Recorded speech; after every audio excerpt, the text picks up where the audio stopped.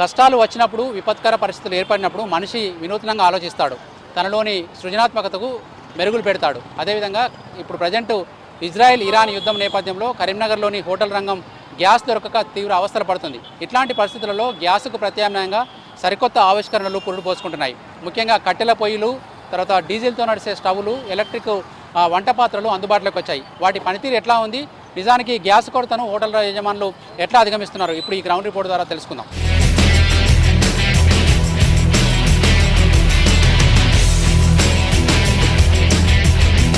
పశ్చిమాసియా దేశాల్లో ఇప్పుడప్పుడే యుద్ధం ముగిసేలాగా కనిపించడం లేదు. దీంతో మన దేశంలో, మన రాష్ట్రంలో, మన జిల్లాల్లో కూడా దాని ప్రభావం పడుతూ ఉంది. ముఖ్యంగా కమర్షియల్ గ్యాస్ సిలిండర్ల కొరతతోటి హోటల్ రంగం తీవ్ర అవస్థలు పడుతూ ఉంది.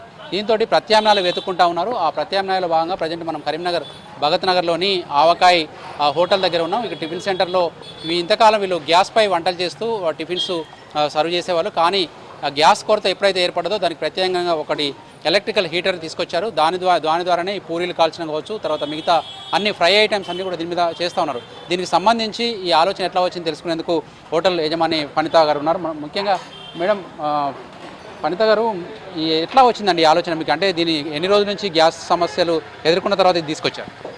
అయితే ఎప్పుడైతే వార్ స్టార్ట్ అయిందో అప్పుడు మాకు అంటే ఒక 2 days ఓకే ఉండే, తర్వాత సిలిండర్స్ ప్రాబ్లం అయిందండి. మాకు కమర్షియల్ 1900కి వచ్చే సిలిండర్ బ్లాక్ మార్కెట్లో 5000 నుండి 6000 వర్త్లో ఉన్నాయి. సో అప్పుడు మేము ఆలోచన ఏంటి అంటే దీనికి ఆల్టర్నేట్గా ఏది ఉన్నది అన్నప్పుడు మనం సెర్చ్ చేసినప్పుడు ఈ ఎలక్ట్రిక్ ఫ్రైయర్ అనేది దొరికింది.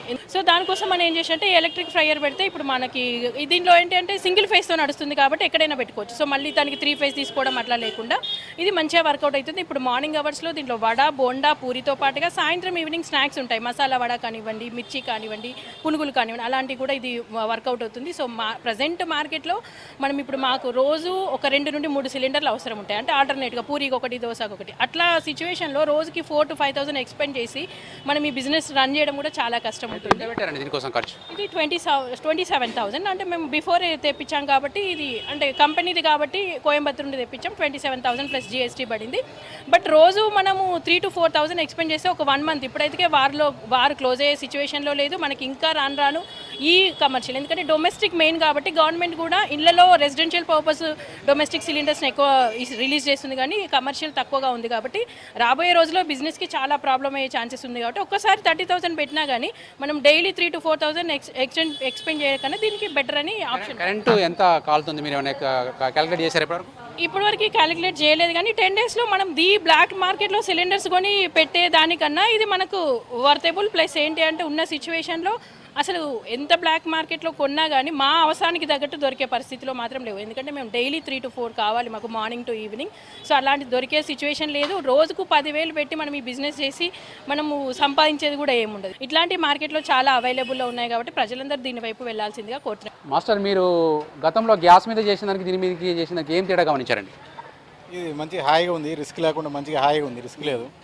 హీట్, టెంపరేచర్ అవన్నీ బరాబర్ ఉన్నాయి, కానీ ఇప్పుడు బాడీకి హీట్ అనేది తాకుండా మంచిగా ఉంది. ఇప్పుడు గ్యాస్ అంటే ఎక్కువ తక్కువ చేసుకోవచ్చు, దీనికి కూడా అట్లా ఫెసిలిటీస్ ఉంటుందా? ఉందండి, తక్కువ చేసుకోవచ్చు, ఎక్కువ చేసుకోవచ్చు. ఈ కారణం అంటే ఇప్పుడు సపోజ్ మీరు పునుగులో ఇది వేశారు కదా, ఎంతసేపట్లో గ్యాస్ మీద అయితే ఎంతసేపట్లో కాలుతుంది, ఇక్కడైతే ఎంతసేపట్లో కాలుతుంది? సేమ్ సేమ్ కాకుండా అది హీట్ తగిలిద్ది గ్యాస్, ఇది హీట్ తాకదు బాడీకి. మీకు తగలదు, హాయిగా ఉందా మొత్తంగా? చేయడానికి మంచి అలకగా ఉంది పని. చూడొచ్చు, మనకు ఇది గ్యాస్ మీద కాల్చే మూకుడు కూడా దానికి ఇన్బిల్ట్గా ఫిక్స్ చేసి ఉంది. పూర్తిగా అల్యూమినియం తోటి ఎట్లాంటి ఇబ్బంది లేకుండా ఆ పాత్రతో సహా ఇందులో ఉంది. ఆ నూనె వేసిన తర్వాత ఆ నూనెను కూడా కింద నుంచి తీసుకోవడానికి వేరేగా అవుట్లెట్ ఒకటి ఉంది. ఇటు పక్కన కనుక చూస్తే మొత్తం దీనికి సంబంధించిన హీట్ పెంచుకోవడము, తగ్గించడము, దీనికి సంబంధించిన ఆపరేటర్స్ అన్నీ ఉన్నాయి. కేవలం సింగిల్ ఫేస్ కరెంట్ మీద మాత్రమే పనిచేస్తుంది కాబట్టి ఇది ఎక్కడైనా పెట్టుకోవచ్చు. ఎప్పుడైతే మనకు కమర్షియల్ గ్యాస్ సిలిండర్ల కొరత వచ్చిందో చాలామంది హోటల్ దారులు వాళ్ళ బిజినెస్ను మూసుకోవడం కంటే ఇట్లాంటివి కొంత ఎక్స్పెన్సివ్ అయినా కూడా పెట్టుకుంటా ఉన్నారు. ప్రతికూల పరిస్థితులు ఏర్పడినప్పుడు ప్రత్యామ్నాయ పద్ధతులు, తర్వాత సరికొత్త ఇన్వెన్షన్స్ వస్తాయంటున్నారు. అందులో భాగంగానే ఇట్లాంటి కరెంట్ హీటర్స్ కూడా కరీంనగర్లో అందుబాటులోకి వచ్చాయి.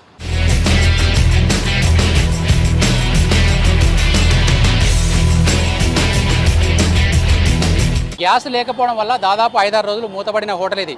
కరీంనగర్ కమాన్ చౌరస్తాలోని శ్రీలక్ష్మి టిఫిన్ సెంటర్. ఇందులో దాదాపు 30-40 మంది వర్కర్లు పనిచేస్తూ ఉంటారు. పెద్ద ఎత్తున గిరాకీ ఉంటుంది. కానీ గ్యాస్ కొరత ఎప్పుడైతే వచ్చిందో ఇలా మొత్తం ఉపాధి దెబ్బతింది. మనం చూస్తున్నది కూడా ఇది డీజిల్తో నడిచే ఒక స్టవ్. గతంలో కిరోసిన్తో నడిచే స్టవ్స్ ఉండేవి, దానికి ప్రత్యామ్నాయంగా డీజిల్తో నడిచే ఒక స్టవ్ని ఇక్కడ తయారు చేసి దీని మీద పూరీలు తర్వాత ఇతర వడాలు అవన్నీ కాల్చే విధంగా దీన్ని తయారు చేసుకున్నారు. చూడొచ్చు మనకు కమ్మ ఇక్కడ ఒక చుక్కలుగా ఇక్కడ మనకు డీజిల్ ఈ పాత్రల నుంచి డీజిల్ దీంట్లో దారాలుగా పడుతూ ఉంటే దీని నుంచి వెళ్ళి లోపల మంటకు వస్తూ ఉంది. దాంతో మంట మండుతూ లోపల ఉన్న మూకుడు కానీ కాలి దాని నూనెతోటి వంటలు తయారు చేస్తూ ఉన్నారు. ఇది మనం చూడొచ్చు, మనకు ఊర్లలో కమ్మర్లు కొలిమి దగ్గర పెడతా ఉంటారు ఇట్లాంటివి, కానీ కొలిమి చేయితో తిప్పుతూ ఉంటారు. కానీ ఇక్కడ చేయితో తిప్పకుండా కరెంటుని అటాచ్ చేసి దీని నుంచి గాలి పంపింగ్ చేస్తూ ఉన్నారు. ఆ గాలి ద్వారా ఈ డీజిల్ ద్వారా కూడా స్టవ్ మండుతూ దీనికి వాళ్ళకి కావాల్సిన వంటలు తయారు చేస్తూ ఉన్నారు. అదేవిధంగా ఇప్పుడు ఇక్కడ చూడొచ్చు, మనకు ప్రత్యేకమైన ఫ్యాన్ సహాయంతో ఒక బ్లోయర్ లాగా దీన్ని ఏర్పాటు చేశారు. ఈ ఫ్యాన్ తిరగడం వల్ల ఈ ఫ్యాన్ తిరిగినప్పుడు మనకు మంట లోపలికి వస్తూ ఉంటుంది. ఇప్పుడు మనకు అక్కడ స్విచ్ కనుక వేస్తే ఈ పెద్ద ఎత్తున దీని లోపల చూడొచ్చు, మనకు ఇది కట్టెల పొయ్యిని చాలా మూవ్ చేసుకోవడానికి వీలుగా తయారు చేశారు. ఈ బట్టి ఒకసారి బట్టిలో మనకు లోపల మండుతున్నాయని కూడా కట్టెలు, ఆ కట్టెలు వేసిన తర్వాత దీనికి మనం మామూలుగానైతే ఇంట్లో ఊర్లలో పొగగొట్టం ద్వారా ఊదుతూ ఉంటాం, అట్లాంటి సమస్య లేకుండా వెనక ఫ్యాన్ ఫిట్ చేశారు. ఇవి 2 స్టవ్లు కూడా ఇక్కడ తయారు చేయించారు. ఈ ఆలోచన రావడం వెనుక ఎట్లాంటి ఇబ్బందులు ఎదుర్కొన్నారో తెలుసుకునేందుకు హోటల్ యజమాని ఉన్నారు. అన్న, మీరు ఒక 4-5 రోజులు మూసేసినట్టున్నారు హోటల్, ఎట్లా వచ్చింది ఈ ఆలోచన? అంటే బయట వాళ్ళు టీ స్టాల్ పెడితే పెద్ద పెళ్ళి ఎత్తునంటే పలానా చెప్తే మాకు ఫోన్ చేసి చెప్పారు, పోయి చూసాము, ఆర్డర్ ఇచ్చాము, ఇస్తే 2 రోజులు ఇచ్చేసాడు. ఓకే, ఇప్పుడు మీకు 5-6 రోజులు హోటల్ బంద్ ఉండడం వల్ల ఎంత నష్టం వచ్చింది? దాదాపు చెప్పాలంటే అందరు 30 మంది ఉన్నారు, 1000 వర్కర్, అందరికీ 35 డైలీ వేసుకొని కూలీలు అందరూ పరిస్థితి 5 రోజులు మంచి దాదాపు మధ్యన ఖర్చు వచ్చింది, ₹1,00,000 దగ్గర వచ్చారు. ఇప్పుడు ఒక్కొక్క పొయ్యికి ఎంత ఖర్చు అయింది? 30,000 ఖర్చు చేస్తారు. ఇది కట్టెల పొయ్యికి 30 60,000, ఇది 15,000. ఇంకోటి విజయవాడ ఆర్డర్ ఇచ్చిన అది వస్తుంది సార్, 1,50,000 దాకా వేసాను, 1,30,000. ఇప్పుడు ఈ కట్టెల పొయ్యి వాడడం వల్ల గ్యాస్ సమస్య దాదాపు అధిగమించినట్టేనా? ఇక్కడ గ్యాస్ అధిగమించి ఎక్కడ అధిగమించి గ్యాస్ ఎక్కడిస్తుంది సార్, గ్యాస్ ఎక్కడిస్తుంది? ఎంత పడుతుంది డీజిల్ ఒక గంటకు? 1 లీటర్కు గంటన్నర 2 గంటలు ఉంది. గ్యాస్ కంటే బెనిఫిట్ అయినా తక్కువ బెనిఫిట్. ఇక్కడ కొంతమంది కస్టమర్స్ కూడా ఉన్నారు. అన్న, ఇప్పుడు ఇట్లాంటి కొత్త ఆవిష్కరణలు చూస్తూ ఉంటే మనకు కరోనా టైంలో కూడా కొంచెం కొత్త వచ్చినాయి, ఇప్పుడు మళ్ళీ యుద్ధంతో వచ్చినాయి, ఏమనిపిస్తుంది మీకు? ఇంత మారుతున్న కాలంలో గత జ్ఞాపకాలు ముందుకు వచ్చినట్టు అనిపిస్తున్నది. నాణ్యత ఒకప్పుడు మన పెద్దవారు నాణ్యత కట్టెల పొయ్యి మీద వండుకొని తిని ఎంత ఆరాంగా ఉన్నారు, ఎంత ఆరోగ్యంగా ఉన్నారు అనేది ఈరోజు నిజ నిరూపణ జరుగుతున్నది. చూడొచ్చు, మనకు కస్టమర్లు కావచ్చు, వీళ్ళు వినియోగదారులు కావచ్చు, చేస్తున్న పని ఆగకుండా ఉండాలంటే ఏదో ఒక ప్రత్యామ్నాయం ఎత్తుకోక తప్పని పరిస్థితి. ఎందుకంటే గ్యాస్ ఎప్పుడు దొరుకుతుందో తెలియని ఇంకా ఇబ్బందులు కొనసాగుతున్నాయి. దొరికినా కూడా బ్లాక్ మార్కెట్లో దాదాపు 5-6 వేలు పెట్టి సిలిండర్ కొనాల్సి వస్తుంది.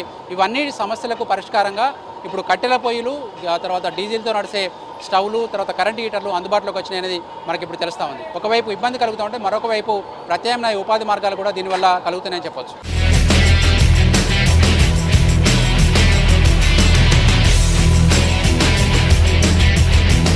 వంట గ్యాస్కు ప్రత్యామ్నాయంగా సరికొత్త స్టవ్స్ అందుబాటులోకి వస్తూ ఉన్నాయి. ఇప్పటికే మనం కొన్ని హోటల్స్ దగ్గర చూసాం, కరెంటుతో నడిచే స్టవ్స్ కావచ్చు, తర్వాత డీజిల్ తోటి కర్రలతో నడిచే పొయ్యిలు కావచ్చు అందుబాటులోకి వచ్చినాయి. కానీ మరి వాటిని ఎట్లా తయారు చేస్తారో తెలుసుకునేందుకు మనం కరీంనగర్లోని ఒక వెల్డింగ్ షాప్కి వచ్చినాం. ఇక్కడ కరీంనగర్లో పెద్ద ఎత్తున డీజిల్తో నడిచే స్టవ్ల తయారీ జరుగుతూ ఉంది. ఇప్పుడు మనం చూస్తున్న ఈ పరికరము డీజిల్తో నడిచే ఒక స్టవ్. మన గతంలో కిరోసిన్ స్టవ్లు చూసాం, కిరోసిన్ పోసి తర్వాత గ్యాస్ కొట్టి తర్వాత దాని మంటలు వచ్చిన తర్వాత చిన్న వంటలు టీ లాంటివి చేసుకునేవాళ్ళు. కానీ ఇప్పుడు పెద్ద ఎత్తున టిఫిన్ సెంటర్లో కావచ్చు, హోటల్లో కావచ్చు, పెద్ద ఎత్తున వంటకాలు చేయాలంటే దానికి అనుగుణంగా పరికరాలు కూడా పెద్దగా ఉండాలి.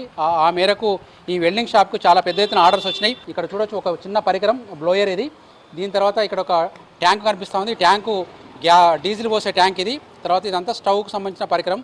పూర్తిగా వెల్డింగ్ చేసి ఇనుప పరికరాలతోటి వెల్డింగ్ చేసి తయారు చేస్తూ ఉన్నారు. ముఖ్యంగా ఈ ఆలోచన ఎట్లా వచ్చింది తెలుసుకునేందుకు ఈ సంబంధించిన ఉన్నారు, మన అన్న ఉన్నాడు. అన్న, ఏం పేరు?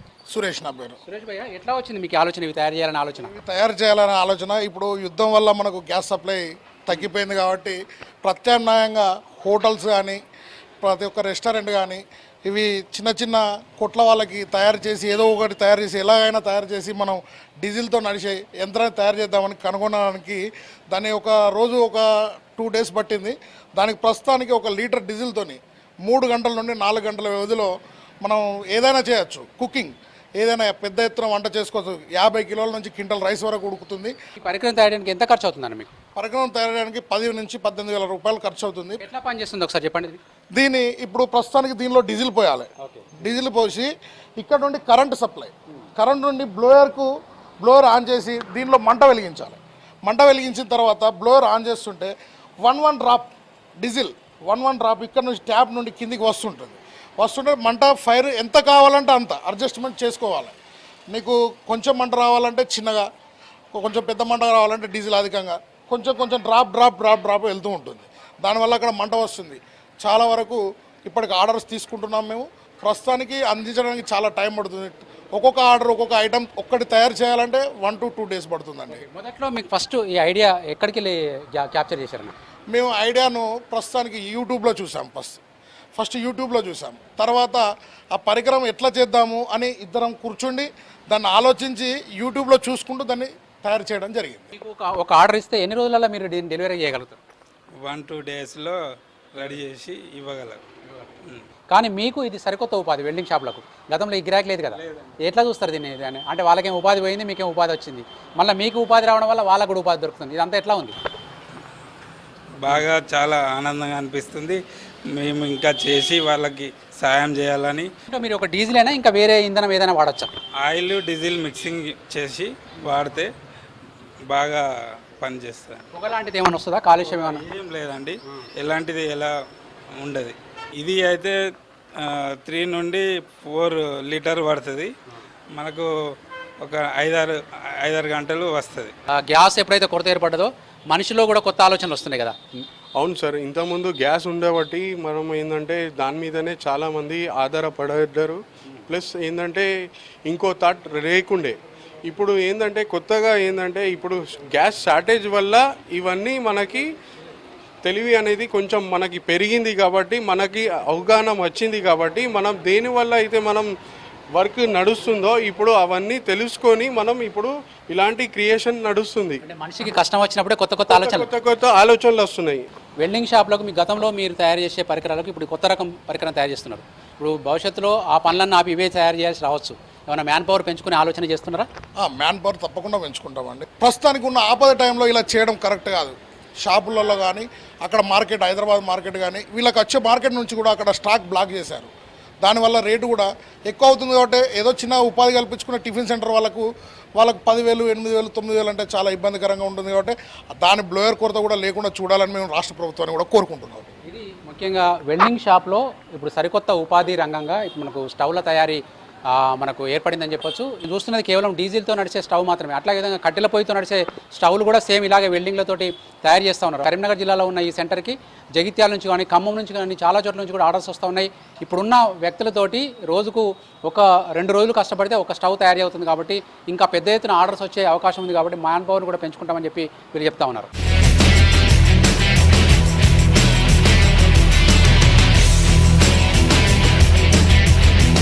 యుద్ధం తెచ్చిన భయం కరీంనగర్ జిల్లాలో సరికొత్త ఆవిష్కరణలకు ప్రాణం పోస్తుంది. ఇప్పటిదాకా మనం చూసాం కట్టెల పొయ్యి, తర్వాత కరెంటుతో నడిచే స్టవ్స్, తర్వాత డీజిల్తో నడిచే స్టవ్స్ తయారీ కరీంనగర్ జిల్లాలో ఊపందుకుంది.